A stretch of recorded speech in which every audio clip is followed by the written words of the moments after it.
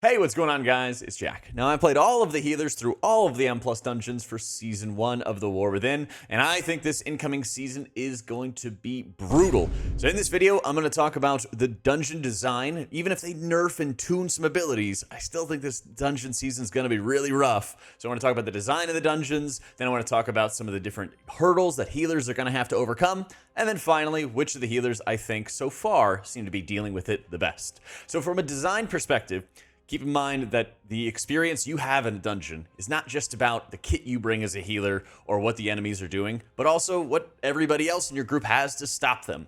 Not having the crazy amount of Vengeance Demon Hunter stops puts a lot more pressure on the healer to heal through the additional bolts, the additional casts going through, and you are really going to see it with a lot of the curses, poison effects, fears, bleeds, the works, right? Thus far, there's been a few different instances where Blizzard's blue post they had about making it so that not every mob is going to be stopped by AoE disorient effects or stuns. They will get stunned, and then that ability they want to cast is not going to go on cooldown, and they're just going to be recasting it again. These are particularly brutal in a few different dungeons, and unfortunately, it's not very regular across the board. Some dungeons, you can just stun a mob as they're about to cast a volley, and they're not going to cast it again for 15-20 seconds. Other dungeons, they're just going to go right back to casting it, and you have to sit there and kind of like A/B test and learn which of the mobs is going to recast and which ones are not. And so as a result, there is a lot of emphasis on just regular plain old interrupts, not AoE disorients and stuns. There's a huge amount of focus on those single target kicks to be able to stop incoming damage effects. And there's also a lot of dungeons with really high trash density. There are a ton of caster mobs in some of the dungeons like Grim Batol as an example. Even the spider dungeons, notably things like Arakara, will have many different casters, especially at the beginning of that instance, that you're going to want to pull all together.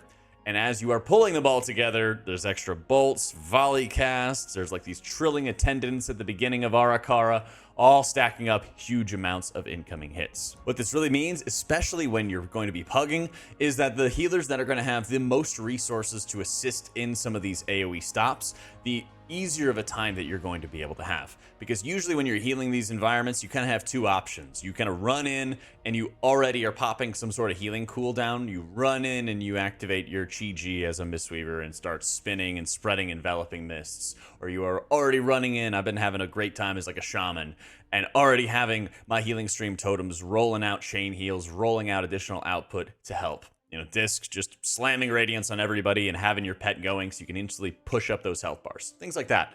But you also have the option to make sure that you're using whatever crowd control your healer brings to the table to stop those enemies from casting those things.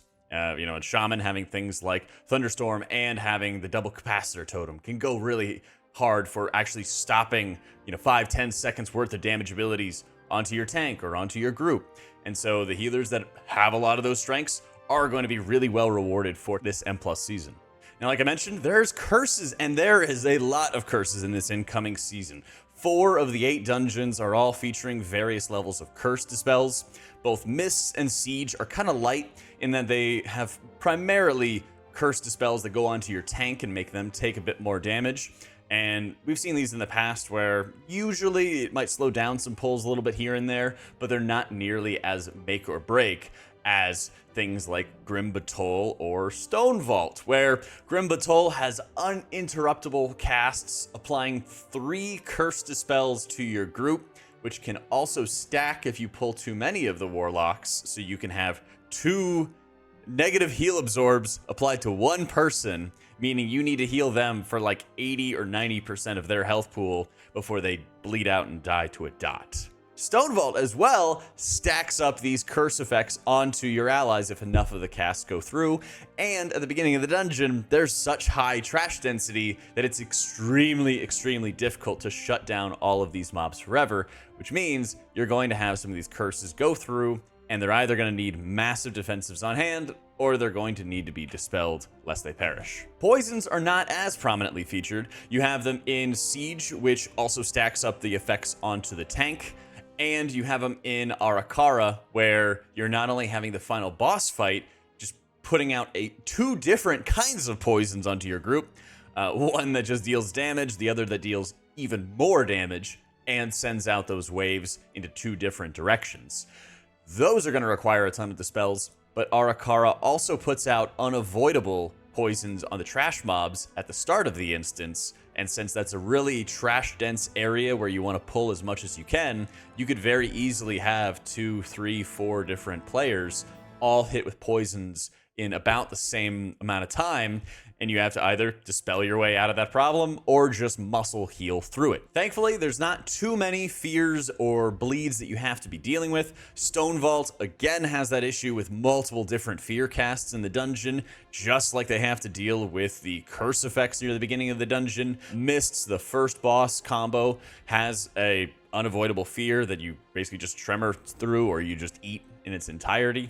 There are a few different bleeds you have to deal with, both in Grim Batol on the first boss, you notably see it on the trash pack in the maze and Mist of Tir Scythe, and there's a few others that are mixed into these dungeons, but thus far, the bleeds haven't been nearly as impactful or as highly tuned as we see out of some of the curse effects. When it comes to spot healing, this is really the biggest point of the season. There is an insane amount of spot healing required across the board, and a few dungeons in particular, even if they adjust some of these numbers, just how they're designed is just brutal. Dawnbreaker in particular is brutal for spot healing, as you have to deal with both the mini bosses before you fight a Nubakaj, which almost all of them are putting out these massive single target dots onto your allies that you need to just bomb healing into, while there's also mass AoE effects that you need to continue healing everybody through.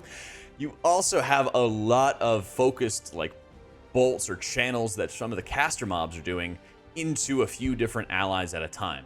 And so it's extremely noticeable for the classes that are and are not as tanky, because some of the specs, like a shaman for example, is just going to get brutalized while a mage is cycling between 2, 3, 4 defensives to make sure that they're staying upright. You also have it featured at the last boss of Siege of Borealis, where the Kraken itself is putting out 2 different magical effects at once that you need to be healing through and dispelling the other. The dots are currently hitting you instantly for 80% of your life and then ticking you for like 15 or 20% or something like that. Insane amounts of damage. But even if they tune it, that boss is by design a single target heal check. And it seems like the Demolishing Tentacles are just casting more slams than they used to back in the day. And as a result, it's extremely heavy amounts of damage that you need to contend with, and most of it is going to be focused on those individual players. The last boss of Stone Vault is another good example, as it's putting out bleeds and dots onto everybody, but in order to drop those dots, you need to go put them into a portal, but once the portal sucks up the dot, it then moves across the room. And so if you're in uncoordinated pugs, you really quickly see that 1 or 2 people are not able to drop off their dots very quickly, and then you have the unavoidable boss fight damage coming out, and you are really finding yourself smashing tons of output into your allies. The last one that stands out to me is the second boss fight of Arakara. It's like the big beetle. He puts out these individual dots, which you just need to blast tons of single target, and by the time that one of those dots is finishing, another one is building up and ramping up onto another ally. So healers that can contend with really large amounts of spot healing, they are going to be one of the biggest winners for the incoming season. There's also a couple other factors like the amount of stops that we had mentioned previously. And so healers that have a lot of stops and resources on hand, some soothes are pretty valuable, but they're not as, I would say, mandatory as they were back when Raging Week was really a thing. It's a nice bit of like convenience that you can have, notably in some dungeons like Grim Batol, where you have I think it's called like the Rive cast that some of the overseers are doing, where they enrage all of the mobs around them. And then you also have some of like the ogre warlords later on in the dungeon, which are building up enrages based off of successive melee hits. So there's a few different areas where the enrages are convenient, but they can also sort of just be solved by the tank running away from the mobs for a little bit. While tuning can change both for the dungeons themselves and for the healers, we saw how Paladin's perfect ideal M+ kit didn't really mean much in Season 4 and Season 3 when they just kept nerfing the output of the spec, right? That being said, I do think some of the healers that are the big winners so far, very early on right now in Mythic Plus, especially for pugging, are Resto Shaman, Mistweaver, and Holy Paladin. I think these 3 healers have a great amount of utility. Resto Shaman, especially with like the poison and curse dispels, knockups with the stuns, with the kick that they have on hand, that they have such a powerful kit for what the incoming dungeons are really going to be bringing to us. Paladin with their insane single target output, with their own immunity, with their high defensive strength, the defensive strength they can kind of bring to their team with Bop and with Sack is absolutely massive. Mistweaver as well for their own personal utility with stuns, with Ring of Peace. They also have a built-in Soothe, and they have a great amount of ways to get rid of heavy poison damage, which is going to be immense. The one I also am kind of leaving out though, Druid, I think is kind of struggling right now from like an output perspective, in that they do have the Soothe, the wealth of crowd control abilities at their disposal. They can force spec into a kick if they really needed to, and I think that you would need to. And the Curse and Poison dispels, I think it's more of an issue right now that you would see from a tuning perspective. And like I just mentioned with Paladin a minute ago, if that tuning is improving for Resto Druid, you could very easily see it highly represented in a Mythic Plus environment. I think Resto Shaman, Mistweaver, and Holy Pally are doing really great at the moment. I think Preservation is also doing fantastic at the moment, but it might get drowned out by Augmentation Evoker if that trend continues and they don't really do anything about Aug increasing everyone's survivability. The concerns I really have at the moment are really both of the pre-specs.